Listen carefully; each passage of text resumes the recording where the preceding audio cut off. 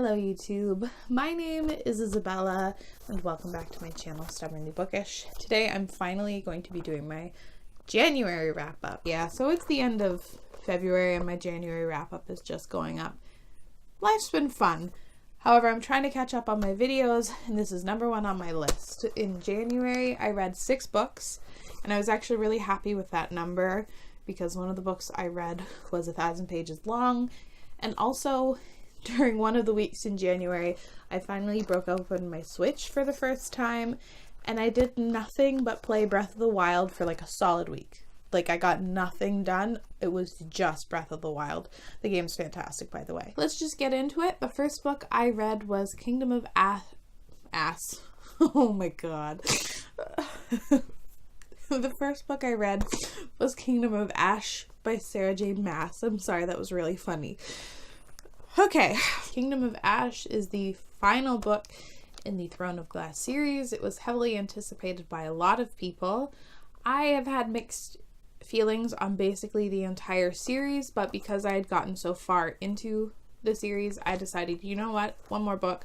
I'm going to finish it. For starters, this book is incredibly long. It's 1,000 pages, or like just shy of 1,000 pages, and it does not need to be 1,000 pages long. This very easily could have been 800 pages, even maybe like 600 pages long. There was a lot of drawn out plot points in here, a lot of sort of waiting around for things to happen. There was a lot of the same beats that were followed. A lot of, oh my god, what's happening? And they get through it by the skin of their teeth. And then, oh my god, we're gonna die. And then just getting through it.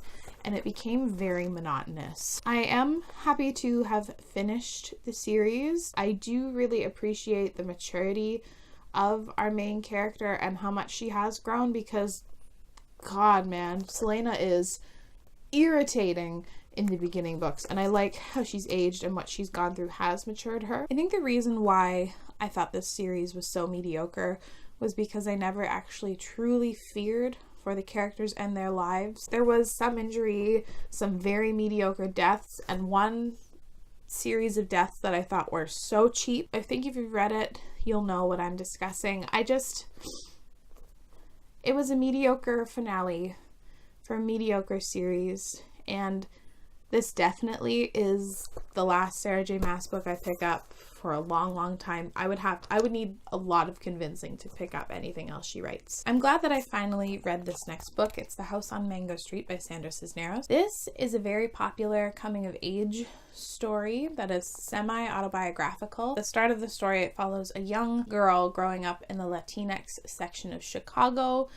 Her and her family are very impoverished. You just get to witness her growing up and all these things happening to her through a very naive and young perspective. She doesn't always entirely understand what's going on around her and the severity of certain things, and it was a very interesting perspective to be reading from. I really appreciated the cultural and autobiographical significance of this story. This is an incredibly impactful story for so many people. It's taught in schools all over, and I understand why. This story is told in a series of vignettes, which are really short chapters, like 2 to 3 page things, and it has a very lyrical writing style.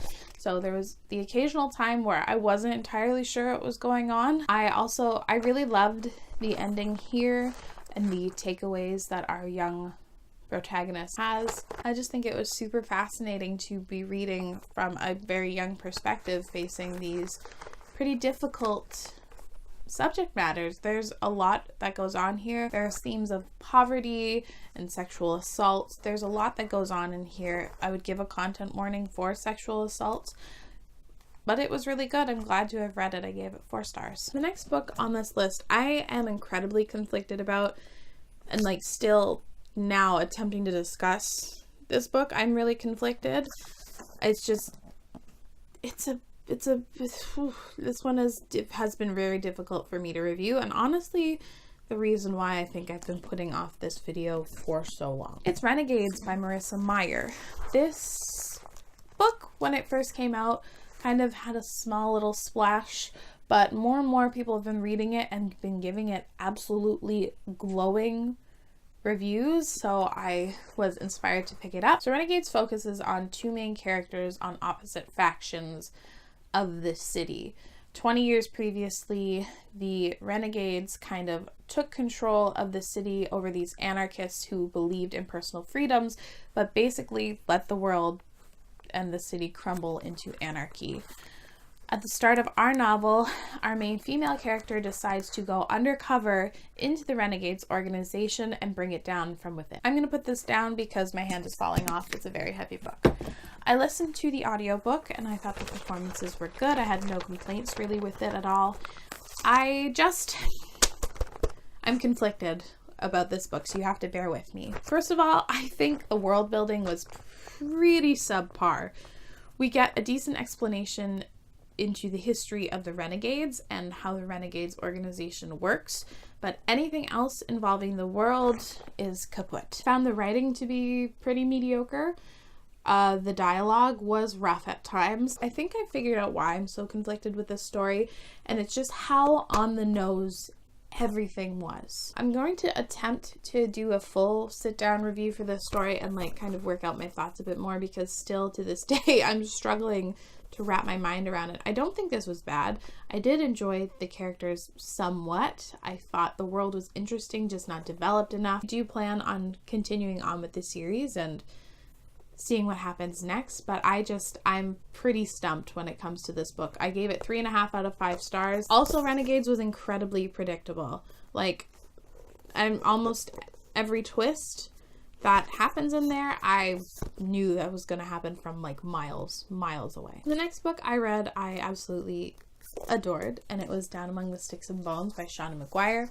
This is the sequel/prequel to Every Heart a Doorway. I have a full review for Every Heart a Doorway, and Every Heart a Doorway focuses on these kids who enter these magical worlds but then are kicked out. Down Among the Sticks and Bones actually follows 2 of the characters in Every Heart a Doorway, and it just follows their experience going through the doors and how it shaped them. I love how this story is told as if it's a cautionary tale or a fable. It really explores gender roles and the dangers of gender roles so phenomenally well. There are real life consequences to sticking people, and specifically children, in a box and forcing them to act the way you want. I loved what she had to say. I loved the setting and the atmosphere. It was really creepy and a little malevolent. It really suited the story incredibly well, and the atmosphere that was developed in here was really great. I also love her writing. I think it's beautiful. I like how it kind of breaks the fourth wall and addresses the reader, but also isn't smashing you over the head with what she's trying to say. There is a small female romance in here that I thought was really adorable and cute, and it also features a fat love interest. And to be honest, I just loved so much how this managed to subvert some of my expectations going into this book, knowing what it's about.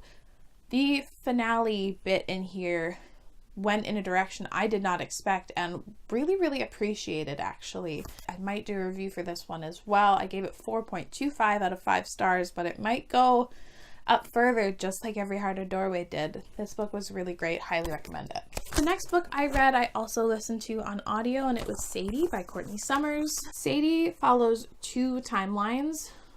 One set in the past, where our main character actually goes missing to hunt down her sister's murderer and exact revenge. And in present day, there's a man who has a podcast who actually is tasked with attempting to kind of piece together what happened. A lot of people were reading this book and recommending the audiobook specifically, so when my library got it in, I requested it almost immediately. I can definitely say that the audiobook in here is probably the best audiobook I've ever heard produced.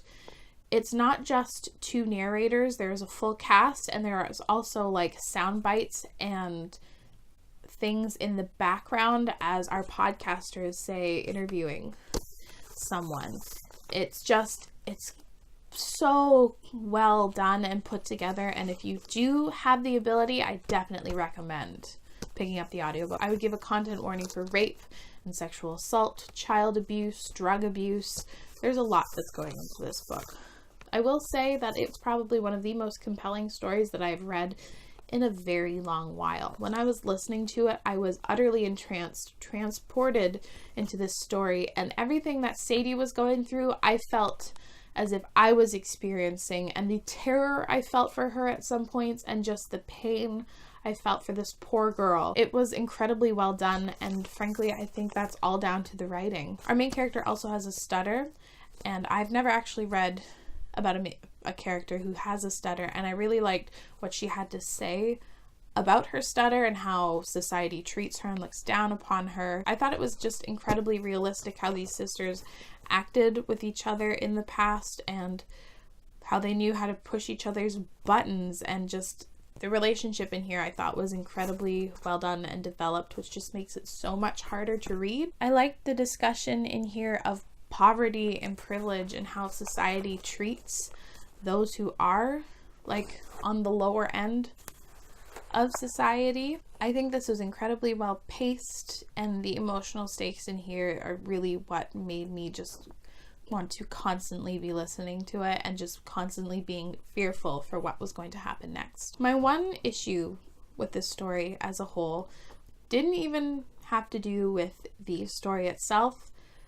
Because this book was so popular and everyone was reading it at the same time, there were a lot of reviews coming out and a lot of Goodreads statuses, and there were a couple in particular that essentially spoiled me for the ending and the emotional punch that is the ending. Because this is such a haunting and suspenseful novel, when you know the ending, the suspense is lessened. The emotional impact on this story is definitely lessened. I gave this 4 out of 5 stars. I definitely do recommend this. Anyway, the last book I read was a reread. This year I plan on participating in the rereadathon, in which you reread a book once a month. And the first book I decided to choose for that was Six of Crows by Lee Bardugo. I've been meaning to reread this for such a long time, and I'm so glad that I finally did it. This time I read the collector's edition because I thought there was going to be bonus content in here, but really there are just pictures at the end. I'm not going to bother telling you what this is about because everyone knows what this is about. Let me just tell you that I loved it. I had no doubts going into this that this would be a 5-star read again. This is such an epic story. It's not as infallible as I tend to remember it. The pacing and the imbalance between perspectives I kind of forgot existed, but frankly I don't care. I love this story so much. Kaz and Inej are like 2 of my favorite characters separately, and their like burgeoning, budding relationship is like my favorite thing ever. I also loved being refreshed for this story because I forgot a lot that goes on here. I can't wait to reread Crooked Kingdom. I'm going to be picking that up like tomorrow, so can't wait to do this. 5 out of 5 stars. Love, love, love this book. So those are the 6 books I read in January. To be honest, probably stay tuned for my February wrap up because it will be coming hopefully soon. Hopefully I can catch up and stop doing these so late because it's driving me nuts. I'd like to know if any of the books that I mentioned here today, if you've read them, and what your thoughts were. Especially Renegades. If you've read Renegades, please discuss this down below because I'm still so conflicted about it. But yeah, thank you so much for watching. I really appreciate it, and I'll see you again very soon. Bye!